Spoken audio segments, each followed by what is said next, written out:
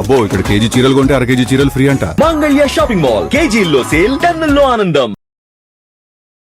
Sir ఇంకొక బాగా మాట్లాడుకోవాల్సిన అంశం ఇవ్వాలి ఏంటంటే హిందీ నేషనల్ లాంగ్వేజే కాదా? ఎందుకంటే మేడం హిందీ టీచర్ కాబట్టి నేను అడుగుతున్నాను. Madam Hindi teacher, English teacher అని కాదు, ఒక్కటే చెప్తున్నాను సార్, దేశంలో 18 భాషలకి జాతీయ హోదా ఉంది. అవును, we can proudly say that Telugu కూడా. ఇప్పుడు మనకి రాష్ట్రంలో ఫస్ట్ లాంగ్వేజ్ ఏంటి? Telugu. Second language Hindi. English. Third language Hindi. So మనం ఆ ప్రయారిటైజేషన్ ఇవ్వాలి. అలా ప్రతి స్టేట్లోనూ కూడా ఈ 18 యాక్సెప్టెడ్ లాంగ్వేజెస్కి ప్రివిలేజ్ ఏంటంటే ఆ మీడియం స్కూళ్ళు ఉన్నాయి. ఇది దేశంలో ఎడ్యుకేషన్ సిస్టమ్ డిజైన్ చేసిన పద్ధతి ఇది. అట్లా మీరు అనొచ్చు కేంద్రపాలిత ప్రాంతాలతో కలిపి 33 ఉన్నాయి కదా, ఏ రాష్ట్రానికి ఆ భాష ఉంది కదా అని. సో మెజారిటీ యాక్సెప్టెన్స్ ఏంటంటే హిందీ అన్న దాని మీద ఎక్కువ రాష్ట్రాలు హిందీ భాష మాట్లాడతాయి కాబట్టి.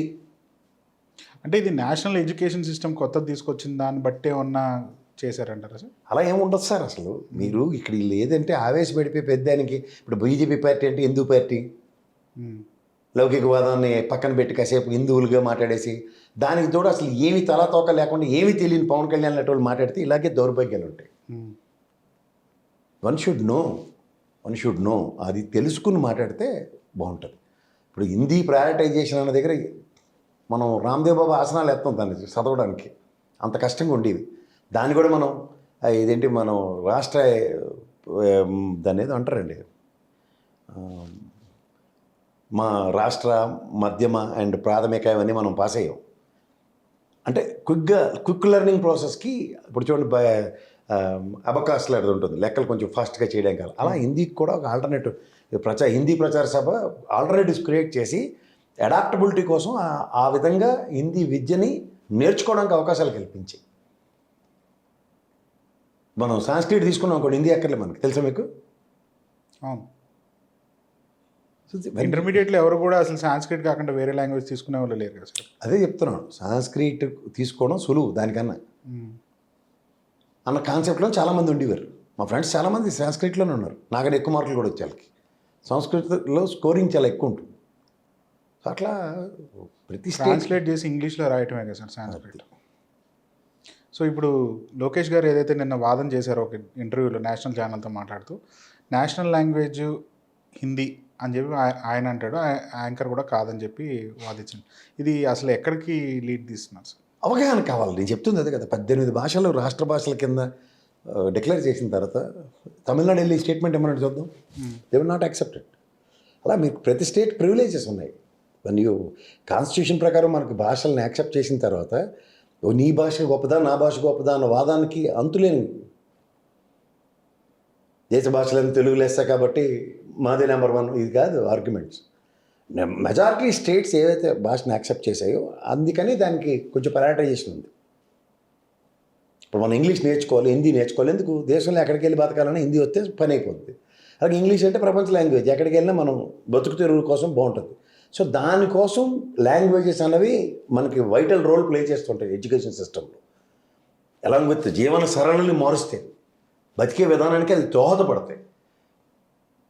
అదే జపాన్ తీసుకోండి, మీరు జపనీస్తో ఎప్పుడైనా మీటింగ్కి వెళ్ళండి, మీరు ఎంతమంది వస్తారో వాళ్ళకి చెప్తే ఇలా జస్ట్ ఇలా పేజర్లో ఉంటాయి ఇస్తారు.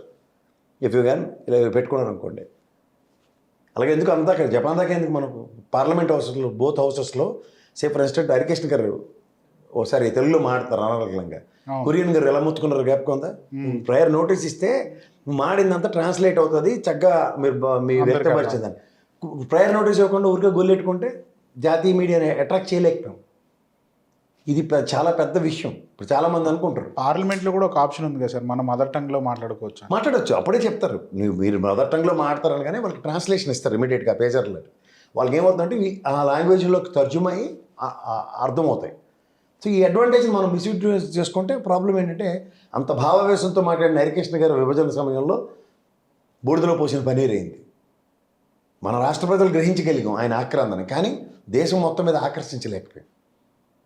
These are all the major problems. అందుకే పార్లమెంట్ హౌసెస్ క్యాట్కి పంపించే వాళ్ళు శుభ్రం చదువుకొని నాకు మంచి ఇంగ్లీష్ మాట్లాడి, ఇప్పుడు రామ్మోహన్ నాయుడు గారికి వెళ్ళి ఎందుకు అంత అప్లాస్ వస్తాయి? నాడు వైఎస్ఆర్సీపీలో చూడండి, రామ్మోహన్ రెడ్డి గారు తెలుగుదేశం నుంచి అక్కడ వైఎస్ఆర్సీపీ నుంచి వెళ్ళిన మేజర్ చక్కగా ఇంగ్లీష్ మాట్లాడి బ్రహ్మాండమైన కమ్యూనికేషన్స్ ఉండేవి. మిథున్ రెడ్డి, మార్గన్ భరత్. వీళ్ళందరూ they delivered very good things. They made huge arguments. ఇది మనం ఓన్లీ మన భాషకు పరిమితమే, అది మళ్ళీ తర్జుమా చేసుకొని అది వచ్చి దగ్గర ఆ పేస్ అగ్రెషన్స్ పోతాయి కదా. అందుకని బహుభాష కోవిదుల విషయంలో 4 భాషలు నేర్చుకోవడానికి మనకి 10th క్లాస్ దాకా 3 లాంగ్వేజెస్ అన్న కాన్సెప్ట్ ఉండేది అదర్ దెన్. సో తదనంతర పరిణామంలో 2 లాంగ్వేజ్కి కన్ఫైన్ అయ్యాయి. ఏది ఇంటర్మీడియట్, డిగ్రీలో కూడా మీరు చూడండి ఫస్ట్ ఇయర్ సెకండ్ ఇయర్ ఉంటాయి, తర్వాత ఫైనల్ ఇయర్లో అట్లా మీకు లాంగ్వేజెస్ ఉండవు. అవును. It won't play any role.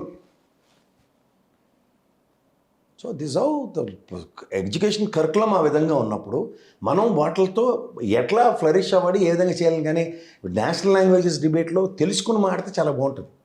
అవగాహన రాహిత్యం అనే చెప్పాలి, అట్లా మొమ్మట్లు లేదు.